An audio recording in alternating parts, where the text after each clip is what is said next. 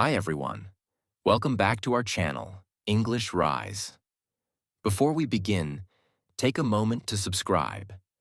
This channel exists to help you improve your English while reflecting on life, discipline, and greatness.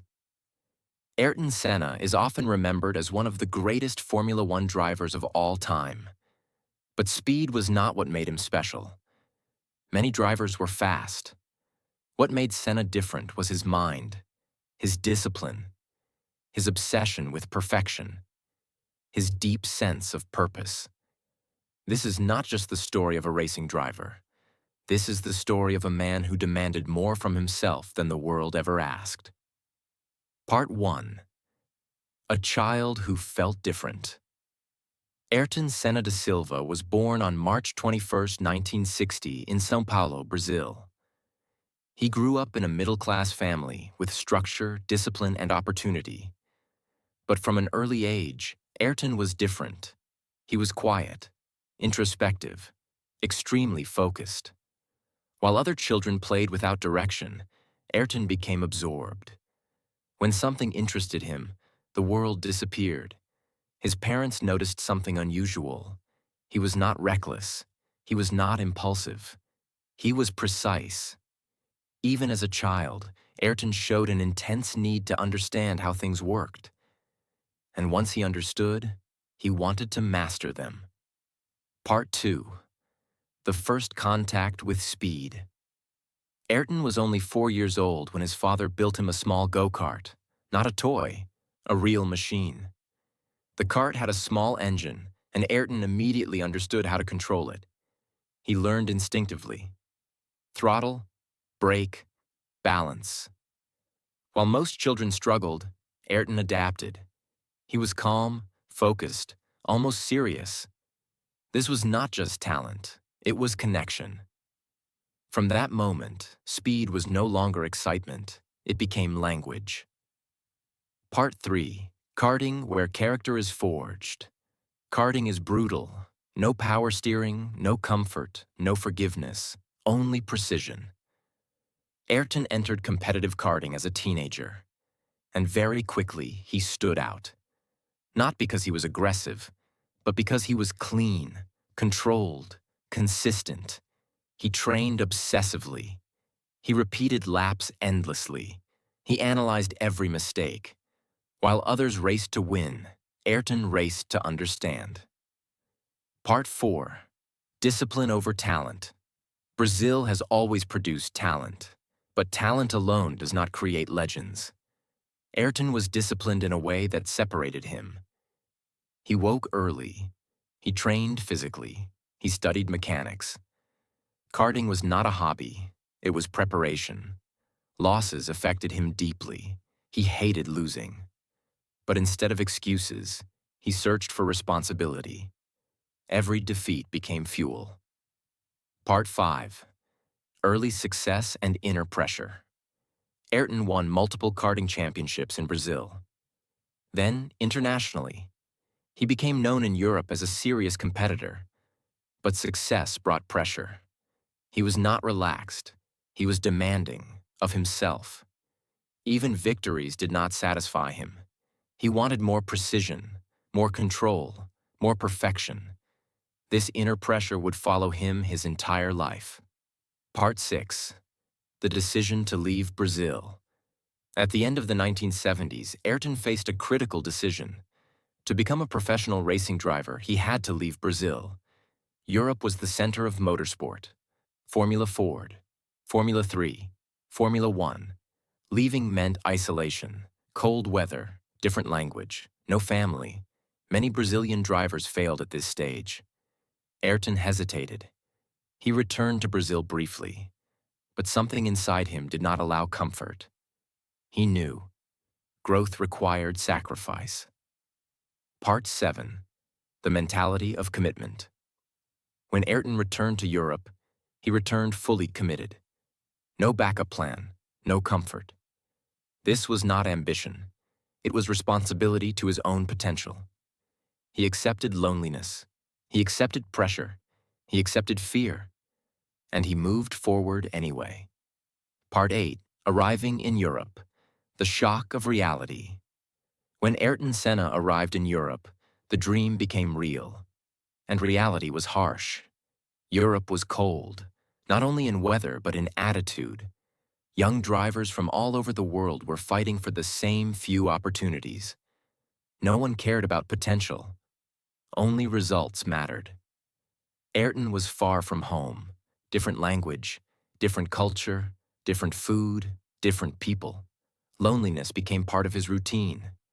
Many drivers break here, not because they lack speed, but because they lack emotional endurance. Ayrton did not complain. He adapted. Part 9. Formula Ford. Discipline over everything. Formula Ford is where careers are built or destroyed. No aerodynamics, no electronic help, pure driving. Ayrton joined the Formula Ford 1600 series in the United Kingdom. From the first races, something became clear. He was different, not reckless, not aggressive, precise. He studied every corner. He memorized braking points. He listened to engineers. While others relied on instinct, Ayrton relied on preparation. Part 10. Total dominance and respect. In Formula Ford, Ayrton did not just win. He dominated. He won multiple races. Championships followed. But more important than trophies was reputation. Other drivers noticed his focus, his seriousness, his refusal to waste energy. He was not there to be liked. He was there to become great. Part 11. The inner struggle behind success. Despite success, Ayrton struggled internally. He felt pressure constantly. Every race felt like a test. Every mistake felt unacceptable. He carried a deep sense of responsibility. Not to sponsors, not to fans, to himself. This pressure was not external, it was internal, and it would shape his career. Part 12. Moving to Formula Ford 2000. After proving himself, Ayrton moved to Formula Ford 2000. The competition was stronger. The stakes were higher. Again, he adapted quickly. He refined his technique. He improved consistency. He learned patience. Victories continued. Titles followed. But Ayrton was not satisfied. Formula One was still far. Part 13. Formula 3. The true test. Formula 3 is brutal. It separates good drivers from future champions. In 1983, Ayrton entered the British Formula 3 Championship. The competition was intense. Experienced teams, talented drivers. Mistakes were punished. Ayrton faced resistance, mechanical failures, political pressure, strong rivals. This was no longer just about driving. It was about survival. Part 14. Mental strength under pressure. During Formula 3, Ayrton's mental strength became visible. He did not panic. He did not blame others. He focused. Race after race, he improved. Lap times dropped. Confidence grew. By the end of the season, he was unstoppable. Part 15. Champion of Formula 3. Ayrton Senna won the British Formula 3 Championship. This was decisive. Formula One teams noticed. Journalists talked. The paddock watched. But Ayrton remained reserved. No celebration, no arrogance. He knew. This was only the beginning. Part 16. The door to Formula One opens after Formula 3 offers appeared, not from top teams, but from opportunity. In Formula One, talent alone is not enough. You need a seat. In 1984, Ayrton Senna signed with Toleman, a small team, limited resources, low expectations. But Ayrton saw something else. A chance. Part 17. Formula One. A different world. Formula One was political, complex, unforgiving. Cars were faster, pressure was extreme, mistakes were dangerous. Many rookies struggled. Ayrton adapted. He studied the car. He learned limits. He respected danger. Part 18. The rain race that changed everything. In 1984, at the Monaco Grand Prix, rain changed history. The track was wet. Visibility was poor. Fear controlled many drivers. Ayrton did not fear rain. He mastered it. Lap after lap, he closed the gap, overtaking champions, driving with precision. Before the race was stopped, Ayrton was chasing Alain Prost. The world noticed. This was not luck. This was mastery. Part 19. The first Formula One podium. That Monaco race was Ayrton's first podium. In a small team, against giants, in the rain, it was a message. Ayrton Senna had arrived. Part 20. Lotus. When talent met limitation. When Ayrton Senna joined Lotus in 1985, many believed he had finally arrived at a team worthy of his talent. But reality was more complex. Lotus was a legendary name in Formula One, a team that once dominated the sport, a team that had produced icons. Yet by the mid-1980s, Lotus was no longer the strongest force on the grid. They had speed, but not reliability. They had moments of brilliance, but lacked consistency. For most drivers, this would be frustrating. For Ayrton Senna, it became a battlefield. From the very first tests, Senna realized something important. The Lotus car could be fast, sometimes incredibly fast, but it could not protect him. Engines failed, gearboxes broke, mechanical issues appeared without warning. Every race felt like a gamble, and Ayrton hated gambling. He believed racing should be controlled, calculated, almost surgical. But Lotus forced him to live on the edge. Still, something remarkable happened. Despite the limitations, Senna began to extract performances that seemed impossible. He did not drive the car as it was. He drove the car as it could be. Engineers watched in disbelief as he produced lap times that data could not explain. This was the beginning of a pattern that would define his career. Ayrton Senna was not faster because he took more risks. He was faster because he understood limits better than anyone else. Part 21. Estoril, 1985. The day the world understood. April 21st, 1985. Portuguese Grand Prix. Estoril. Rain covered the circuit. Not light rain, not drizzle, a wall of water. Visibility was almost zero. Many drivers were afraid. Some were simply trying to survive. Ayrton Senna felt something different. Clarity. From the moment the lights went out, Senna disappeared into the rain. Lap after lap, he increased the gap. Not by aggression, but by precision. He braked later. He accelerated earlier. He found grip where others found fear. By the end of the race, the result was almost unreal. Senna won by more than 1 minute. Only one other driver finished on the same lap. Champions struggled just to stay on track. Ayrton Senna dominated. That victory was not just his first in Formula One. It was a statement. It told the world that this driver was not normal, that under extreme conditions, he became something else. Many drivers race against danger. Senna raced with it. Part 22, Qualifying, where Senna became untouchable. As the seasons progressed, another truth became impossible to ignore. Ayrton Senna was the greatest qualifier Formula One had ever seen. Qualifying was pure pressure. 1 lap, cold tires, maximum fuel risk, no second chances. While others tightened under pressure, Senna became sharper, more focused, more precise. At Lotus, he achieved pole positions that defied logic. Cars that should have been third or fourth row were suddenly on the front. Engineers could not explain it. Drivers could not replicate it. Senna did not search for comfort. He searched for perfection. And in qualifying, perfection lasted 1 lap.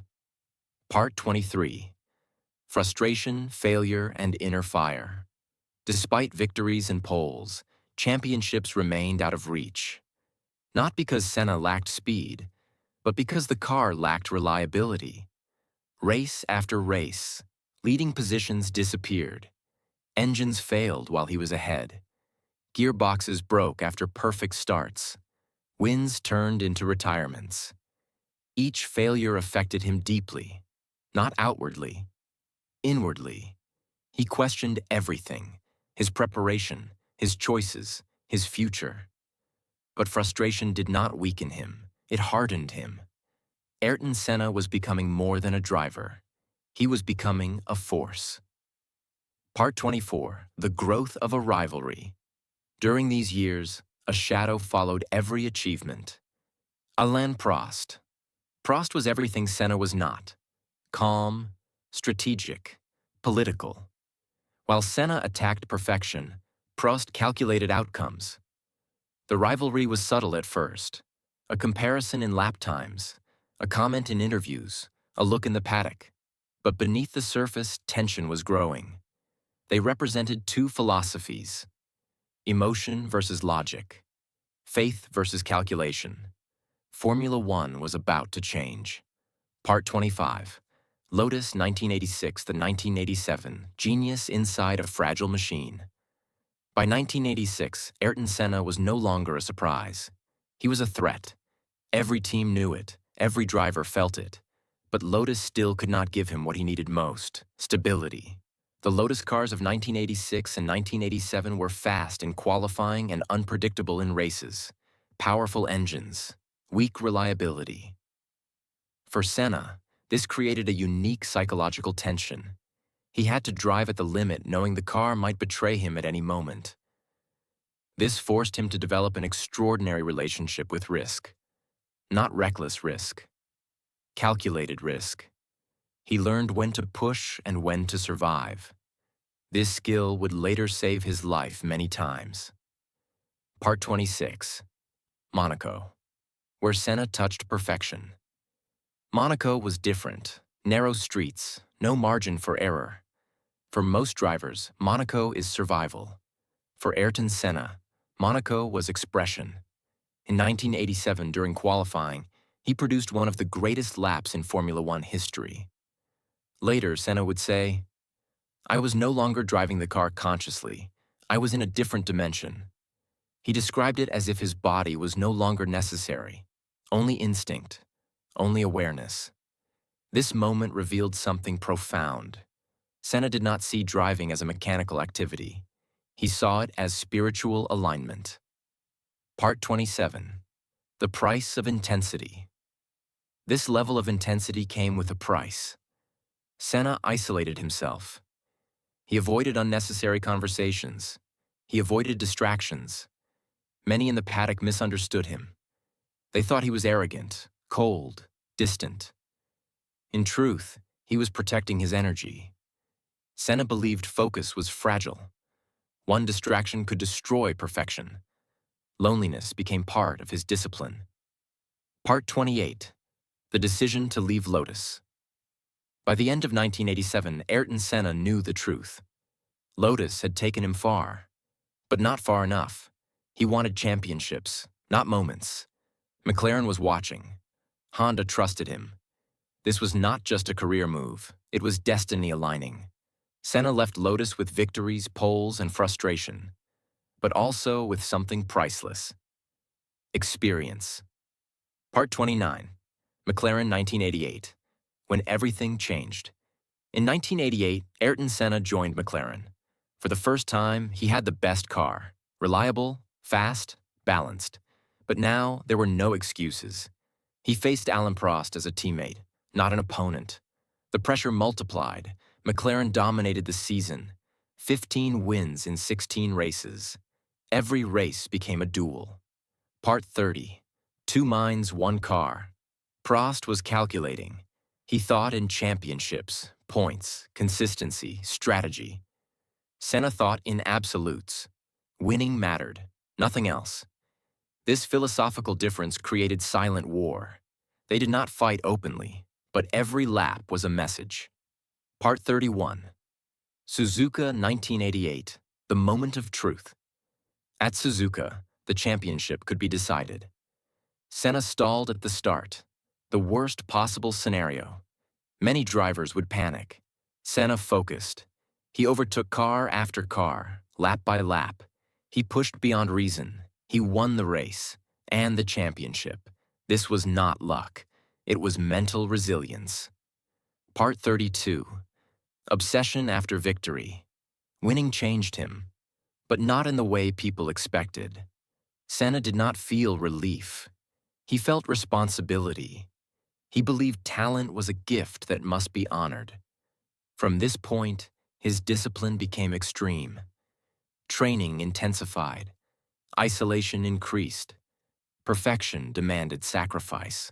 Part 33. 1989. Conflict and betrayal. The rivalry with Prost exploded. Politics entered the garage. Decisions favored strategy over purity. At Suzuka 1989, they collided. Senna continued. Prost retired. Senna was disqualified. He felt robbed. This moment wounded him deeply. Part 34. Anger, faith, and redemption. Instead of collapsing, Senna turned inward.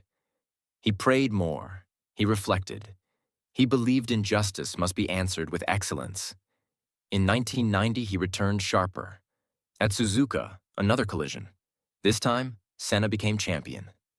Part 35. 1991. The complete driver. By 1991, Ayrton Senna was complete, fast, experienced, mentally strong. He won his third championship. At Interlagos, his home race, he won despite physical collapse. Crying, shaking, victorious. This was not a driver. This was a human being pushing beyond limits. Part 36. After the third title. When victory lost its peace. After winning his third world championship in 1991, Ayrton Senna stood at the absolute peak of Formula One. 3 titles. Global recognition.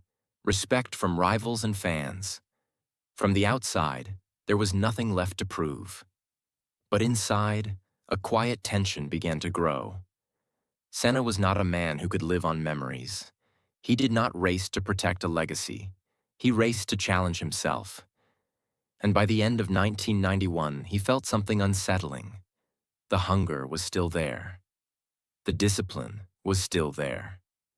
But the environment was changing. Part 37. The slow decline of McLaren. Formula One evolves brutally fast. What dominates today can become average tomorrow. After 1991, McLaren began to lose ground. Other teams invested heavily in technology. Williams especially was moving into a different dimension. Senna felt it immediately. The McLaren car was no longer superior. Sometimes it was not even competitive. For a driver obsessed with excellence, this was painful. Not because he could not win, but because he could not fully express himself. Part 38. A driver at war with limitation. Senna still delivered extraordinary performances. He still fought harder cars, still extracted impossible laps. But the gap was growing. Victories became rare. Podiums required miracles. Each race demanded more effort for less reward. Senna was not frustrated because he was losing. He was frustrated because his standards were higher than what the car allowed. This internal conflict drained him. Part 39. Psychological pressure and isolation. As the seasons progressed, Senna became more introspective. He spoke less. He isolated himself more. People misunderstood him. They thought he was bitter. But the truth was different. Ayrton Senna was processing reality. He understood something fundamental. Talent alone cannot fight physics. No matter how disciplined he was, no matter how focused, he could not overcome a technological gap forever. This realization was painful. Part 40. The Williams temptation. While McLaren struggled, Williams was rising. The Williams cars of the early 1990s were masterpieces of engineering. Active suspension, aerodynamic efficiency, stability. Senna watched carefully. He analyzed data. He studied races. He knew. This was where the future was going. Part 41. A difficult decision. Leaving McLaren was not easy. It was the team where he became champion, where he fought his greatest battles, where he built his legend. But Senna was not loyal to comfort. He was loyal to growth. He believed stagnation was the beginning of decline, and so he made one of the hardest decisions of his career. Part 42. The move to Williams. In 1994, Ayrton Senna joined Williams. On paper, it was the dream move. The fastest car, the best engineers, the most successful team of the era. But this transition came at a cost. The sport had changed.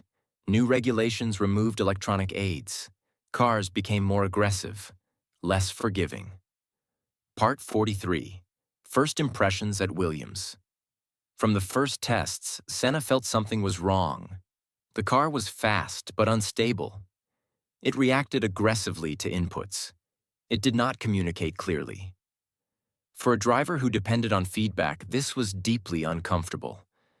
Senna was honest about it. He did not hide his concerns. Part 44. Performance without confidence. Despite discomfort, Senna performed. He achieved pole positions. He showed speed. But something was missing. Confidence. Every lap required tension. Every corner demanded caution. This was not how Senna liked to drive. He believed true performance came from harmony. Part 45. A leader inside the team. At Williams, Senna became more than a driver. He spoke about safety. He discussed car behavior. He questioned design philosophy. He took responsibility. This was not ego. This was leadership. He knew his experience mattered. Part 46. A man who felt responsible for others. Senna was deeply aware that Formula One was becoming dangerous again. Higher speeds, less electronic control, more aggressive cars. He spoke with younger drivers. He shared concerns. He felt responsible not only for himself, but for the sport. Part 47. Results without satisfaction. Despite pole positions and competitiveness, Senna was not satisfied. Performance existed, but peace did not.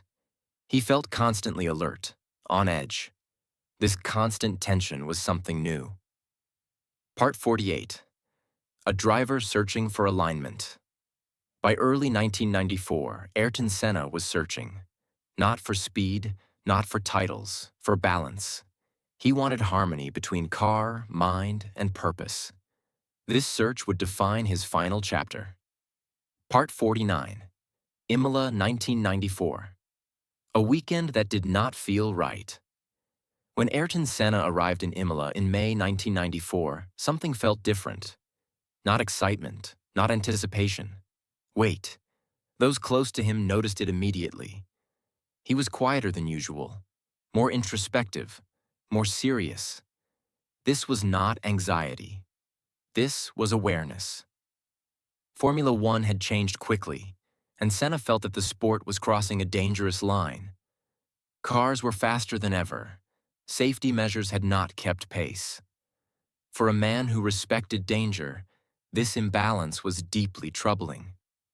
Part 50. Friday, the first warning. On Friday, during practice, Rubens Barrichello suffered a violent accident. His car went airborne. It hit the barriers hard. The paddock froze. Ayrton Senna was one of the first to react. He immediately asked about Rubens. He demanded updates. When Barrichello was taken to the hospital, Senna did not hesitate. He went to see him. Part 51. Visiting Rubens Barrichello. At the hospital, Senna stayed with Rubens. He spoke calmly. He reassured him.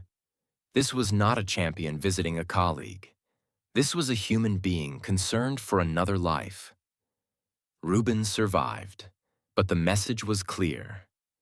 This was not a normal weekend. Part 52. Senna's inner conflict. After visiting Barrichello, Senna returned to the circuit changed. He spoke to officials. He spoke to other drivers. He questioned safety standards. He questioned whether racing should continue as usual. That night, he struggled to sleep. In his room, he read the Bible. He prayed. Faith had always been part of Senna's life, but now it was not about victory. It was about clarity. Part 53. Saturday, Death returns to Formula One. On Saturday, during qualifying, Roland Ratzenberger crashed. The impact was severe. The outcome was fatal. For the first time in many years, Formula One lost a driver during a race weekend. Senna was devastated. He sat alone, silent. He held his head in his hands. This moment shook him deeply. Part 54. Questioning everything. After Ratzenberger's death, Senna questioned whether the race should continue. He spoke to fellow drivers. He spoke to officials. But Formula One moved forward. This decision weighed heavily on him. Senna felt trapped between responsibility and fear. Part 55. The flag in his car. On Saturday night, Senna prepared for the race. Inside his car, he placed a small Austrian flag. His intention was clear. If he finished the race, he would raise the flag in honor of Roland Ratzenberger. This detail reveals his mindset. He was not thinking about celebration. He was thinking about remembrance. Part 56. Sunday morning. A man who did not want to race. On Sunday morning, Senna did not feel ready to race. He was apprehensive, heavy, distracted. This was not fear of losing. It was fear of consequence. But the race was going ahead. Millions were watching. Expectations were set. And so, he prepared himself. Part 57. The start of the race. The race began under tension. At the start, a crash caused debris to fly into the crowd. The safety car was deployed. Behind the safety car, cars circulated slowly. Tires cooled. Pressure dropped. This detail matters, because Formula One tires are designed to operate within a narrow temperature range. When pressure drops, grip disappears. Part 58. The restart. When the safety car left the track, the race resumed. Senna was leading, but the car did not feel stable. At racing speed, the Williams felt nervous. Senna adjusted. He compensated. But physics does not negotiate. Part 59. Lap 7. Tamburello. On lap 7, approaching the Tamburello corner, one of the fastest turns in Formula One, the car did not respond. There was no warning, no time. The Williams went straight, at over 300 kilometers per hour. The impact was catastrophic. Part 60. The moment. Everything stopped. A suspension component penetrated Senna's helmet. The injury was fatal. Medical teams arrived immediately. He was airlifted to the hospital. Doctors fought. But Ayrton Senna did not survive. Part 61. The silence after speed. The race continued, but nothing felt real. Drivers drove in shock. Teams worked in silence. The world slowly understood. Formula One had lost its conscience. Part 62. Brazil and the world mourn. News reached Brazil. The country stopped. Millions cried openly.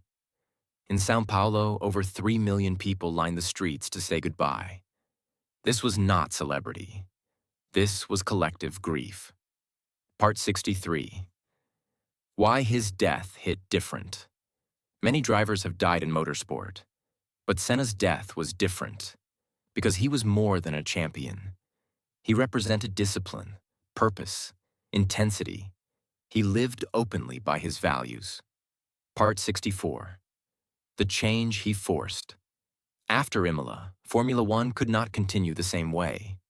Tracks were redesigned, cars became safer, medical response improved, lives were saved. His death forced evolution. Part 65. The man beyond the helmet. Senna was demanding, intense, sometimes difficult, but he was honest. He believed excellence was a moral obligation. He believed fear should be respected. He believed talent was responsibility.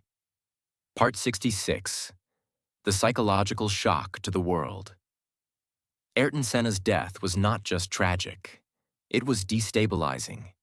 For many people around the world, especially in Brazil, his death felt personal. It was as if someone close had been taken away. People questioned life. They questioned safety. They questioned meaning. For a generation, Senna represented certainty. Discipline worked. Talent mattered. Integrity was rewarded. When he died, that certainty collapsed. Part 67. The end of invincibility. Until that moment, Senna felt untouchable. Not because he could not lose, but because he always seemed in control. His death reminded the world that mastery does not cancel mortality. No amount of focus can eliminate risk completely. This realization was terrifying, but also grounding. Part 68. How athletes changed after Senna. After Imola, drivers became more vocal. They demanded safety. They spoke openly about fear. Before Senna's death, fear was hidden.